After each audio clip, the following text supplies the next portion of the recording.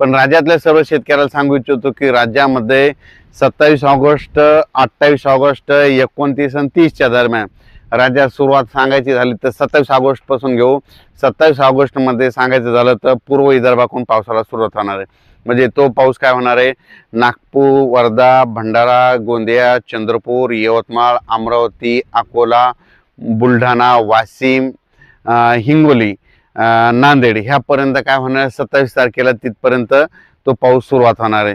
त्याच्यानंतर 27 तारखेला काय होणार, तो पाऊस परत थोडा काही भागात मराठवाड्यामध्ये देखील येणार आहे, म्हणून हा अंदाज लक्षायचा.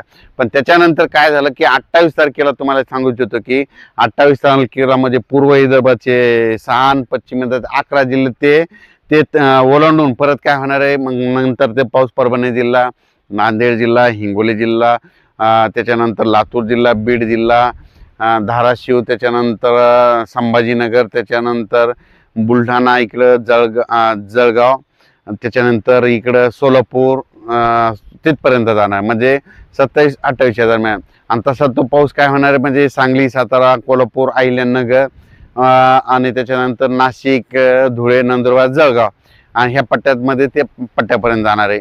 म्हणजे हे म्हणजे 27 ऑगस्ट, 28 आणि 29च्या दरम्यान जवळपास म्हणजे पाऊस सगळीकडेच म्हणजे थोडा पडणार. पण मागं जसं पडलं तेवढं प्रमाण राहणार नाही, म्हणून हा अंदाज लक्षात.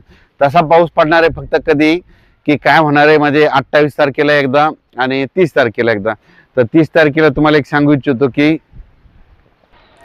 30 ऑगस्टला काय होणार आहे की म्हणजे पूर्व विदर्भ म्हणजे नागपूर, वर्धा, भंडारा, गोंदिया, चंद्रपूर, यवतमाळ, वाशिम, हिंगोली, नांदेड, परभणी, त्याच्यानंतर लातूर, त्याच्यानंतर काय होणार आहे इकडं जालना, इकडं जालना, त्याच्यानंतर बुलढाणा, अमरावती, अकोला, म्हणजे ह्या पट्ट्यामध्ये काय होणार आहे 30 आणि 31 तारखेला काय होणार आहे, थोडा 30 तारखेला जरा चांगलाच पाऊस पडणार आहे. सारखा म्हणजे रिमझिम पण जोरात राहणार आहे, हे लक्षात.